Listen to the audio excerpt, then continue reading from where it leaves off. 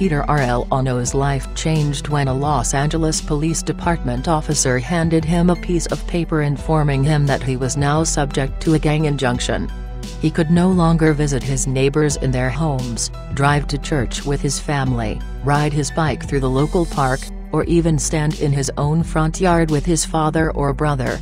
If he violated these terms, he could be arrested and jailed. Arellano, who has never been convicted of any crime, had effectively been placed on house arrest. Gang injunctions are ineffective policing tools that primarily serve to criminalize young Black and Latino men. Nonetheless, Los Angeles has been operating a massive gang injunction program for decades. Like nearly 9,000 other Angelenos, Arellano was subjected to an injunction solely based on an LAPD officer's opinion, a whim that was approved by a city attorney, that he was a gang member. He never got to challenge the allegation or even know what evidence was used against him. This decision to radically limit his freedom didn't involve a court. Gang injunctions represent a radical departure from constitutional due process.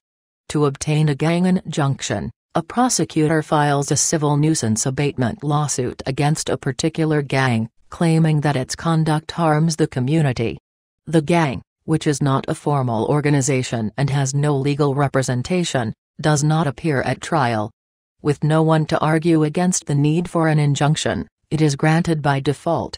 The police then serve people they claim are the gang's members with copies of the injunction days, or years, later, asserting that they are now bound by its terms.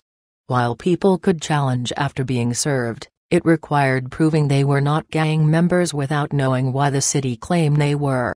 Unsurprisingly, only a handful of people were successful in getting freed from injunctions. Gang injunctions turn common behavior into crimes, such as possessing everyday items like cell phones, drinking alcohol on your own front porch or in a restaurant, and associating with people the police also claim are gang members, even your own family. Officers' gang designations are drawn from stereotypes and preconceptions based on clothing, anything from plaid shirts to basketball shorts to khakis, that they deem gang attire, associates, and if someone lives or socializes in alleged gang areas, which can include an entire community. Officers use injunctions to circumvent the protections afforded by a criminal prosecution, which is exactly why gang injunctions have been a significant tool in the LAPD's arsenal despite no evidence they create a significant or sustained crime reduction.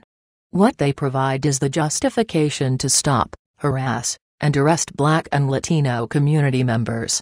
Critics of injunctions, such as the Youth Justice Coalition, an organization that has been fighting against their use for years, have observed that injunctions recently have been used more as a tool to push Black and Latino residents out of popular neighborhoods than to fight crime.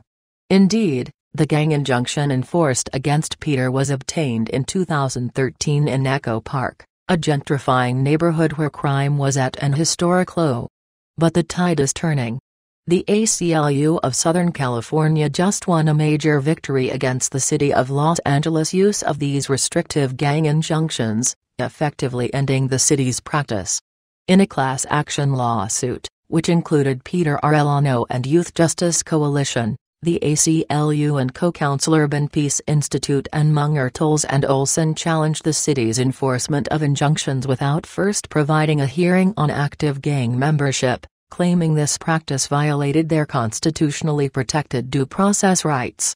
A federal court agreed, finding that the process was prone to error and granting a preliminary injunction prohibiting the city from enforcing its injunctions against anyone who has not had the opportunity to challenge the designation in court before they were made subject to the injunction. This is one of many recent victories, both recognizing that police-imposed gang labels are often inaccurate yet carry serious criminal and immigration consequences, and creating a process to challenge these designations before they take effect.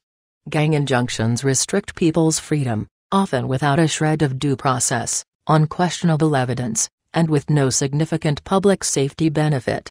The costs far outweigh even the alleged benefits, and the ACLU and others will continue to fight to ensure that police don't continue to destroy people's lives by unilaterally imposing gang labels.